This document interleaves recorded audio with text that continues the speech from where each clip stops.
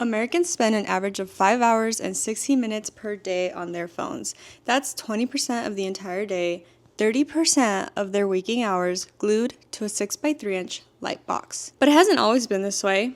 If you're around my age or older, social media on our phones wasn't really a thing for the majority of our youth. In fact, I grew up in a really remote area, so I didn't even have Wi-Fi at home, or even cell service for that matter, until high school. Yeah, I watched TV, but I also went outside to hang out with my friends every day. I painted my nails every weekend, I listened to music on my iPod, and I would write down the lyrics as if I were Sir Google himself. I read books that I just picked up randomly when I was at the store with my mom. And I did these things because I truly enjoyed them. They were hobbies that I had that I chose to have because I like to do it, not because social media told me to like it. And I know social media's influence on our personalities and perceptions of ourselves is a completely different topic altogether that probably deserves its own video. But my point is, while social media algorithms prove time and time again that they know us better than anyone else does, I mean, come on. I know you. You know you. And I know you know that I know you. we have lost our free time and, saddest of all, our sense of self to this amalgamation of metals that we carry around in our pockets. And it's no secret, we're not happy about this. Ask anyone and they'll be ashamed to tell you the amount of screen time they have. Nobody wants to admit they spent 4 hours scrolling on TikTok. It's embarrassing, and we know that as a society we should be doing better, but we can't. Scroll on YouTube and you'll find countless videos of switching to a dumb phone or deleting my social media for good. But this black and white solution can't be the only way to get over our social media addictions, right? Fret not. Becoming the version of ourselves we want to be is actually more in reach than most of us believe, and I'm here to offer you an alternative, a gray in this black and white, if you will. You see, social media did exist when I was growing up, and I did all the things everybody did, right? I lied about my age to join Facebook like many others did, but social media was less accessible back then, and because of that, it was less addictive. Even removing the fact that it was physically impossible for me to have Wi-Fi where I lived, for everyone else, social media was not always instantly available on our phones. Not only was internet a lot slower, but you would have to go on your computer or desktop for most people and specifically choose to log in, check your notifications. This was inconvenient. You would have to consciously move your body towards your computer to make the decision to go on a given website. You wouldn't just take it out of your pocket, click a button, and all of a sudden be scrolling, right? So as I reflected on how life used to be and what I want my life to look like moving forward, I decided, why not? Why don't I do this? So, that's what I did. I Y2K'd my life. Sort of, that is. I didn't Jersey Shoreify or even Rarify myself, but I deleted all the social media apps on my phone. In fact, I deleted all and any apps that didn't serve a specific function in aiding me in my day-to-day. There are tools on my phone that I left, and I'll get to those in a little bit, but what does that mean, right? Apps like TikTok, Instagram, Facebook, those were immediately removed. There was no thinking twice about that. Those are time sinks. If an app felt like it was wasting my time for no apparent reason, I deleted it and I didn't even think twice about it. But like I said, some apps did stay on my phone, however, so the Y2King was done with the colored plastic glasses that have slits in them, but here's my reasoning. I was definitely iffy about keeping certain apps, and if I was truly Y2King my life, am I allowed to have Spotify, Maps, or even my Ralph's membership card app, to clip coupons at my disposition? I had to take a step back and think about the root issue of my situation. I'm not gonna scroll the Ralph's app. If you are, you might need to delete the app, I guess. But I'm not just gonna scroll the Ralph's app for fun. It's my crazy screen time, not my ability to get milk for $2 off at Ralph's, that is truly causing me to lose so many hours in the day. But let's take a step back on the actually deleting social media apps though. Does this mean I have no access to social media ever?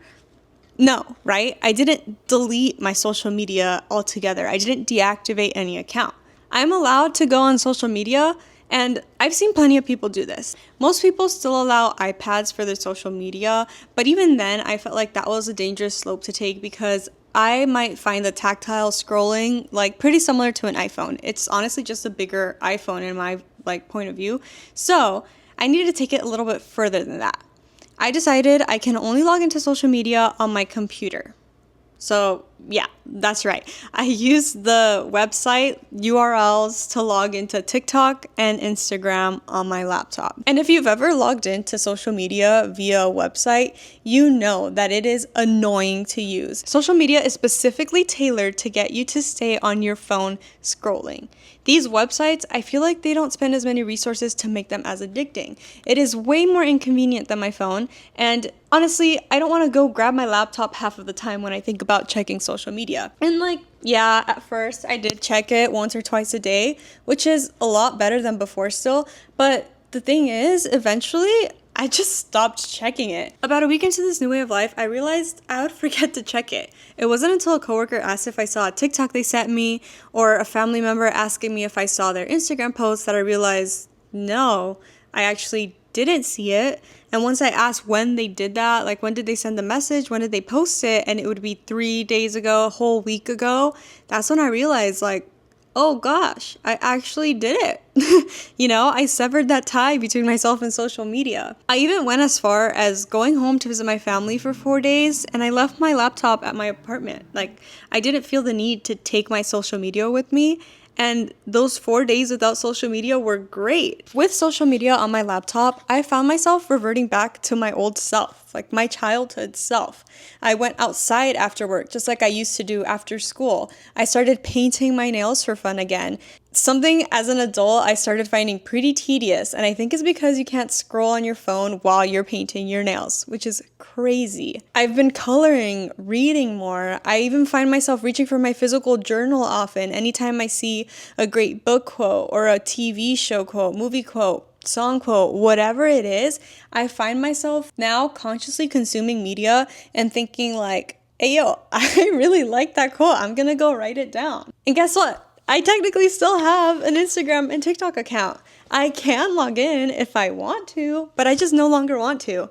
I think I've cracked the code, and this is why I needed to make this video. Don't get me wrong, I've done it before where I've deactivated all my social medias, and like I do great. I get into this rhythm where I don't think about it anymore, but then eventually I think, you know what? Maybe I can hang now. Like maybe I can handle my social media addiction. I can re-download those apps and I won't be tempted to open it all the time. Wrong. Every time I download social media onto my phone, it's that same problem again. Every time I reactivate those accounts and let them live on my phone, it just happens. The social media algorithm and the way these apps are tailored to get my attention, they do their job. Those software engineers are doing their job. And like, guess what? At the end of the day, it really is that damn phone, or I guess that damn phone app that's causing many of us to lose a quarter of our lives to a screen that fits in our back pockets. I'll leave you with one final question. What's stopping you from deleting social media from your phone? It's not a permanent decision. You can re-download social media if you want. You're not deleting the actual accounts. You're just deleting the apps. And if you don't have an external device to go on, if you don't have an iPad or a laptop, you can still delete the social media apps. Maybe download them every time you want to use them. Or maybe just use the browser that's on your phone. I still feel like using the browser on my phone is inconvenient. I'm not a fan of the user experience. I like to use my laptop for actual surfing Google and stuff. But if that's the only alternative that you have, then why not try it, right? There's nothing to lose. And if you absolutely hate not going on social media, just re-download the app. It's that simple. But if you're anything like me, you're going to love not having social media on your phone. You're going to read more books, or you're going to do more of those hobbies you like to do. Maybe you'll build more Legos. Maybe you'll color more.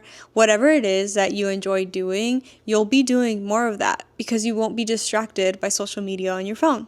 And it's a great time. And if you do delete social media, please let me know in the comments down below. I'd love to hear about your experience with this all. I hope you have a great time doing it just like I did, and I'll see you in the next video.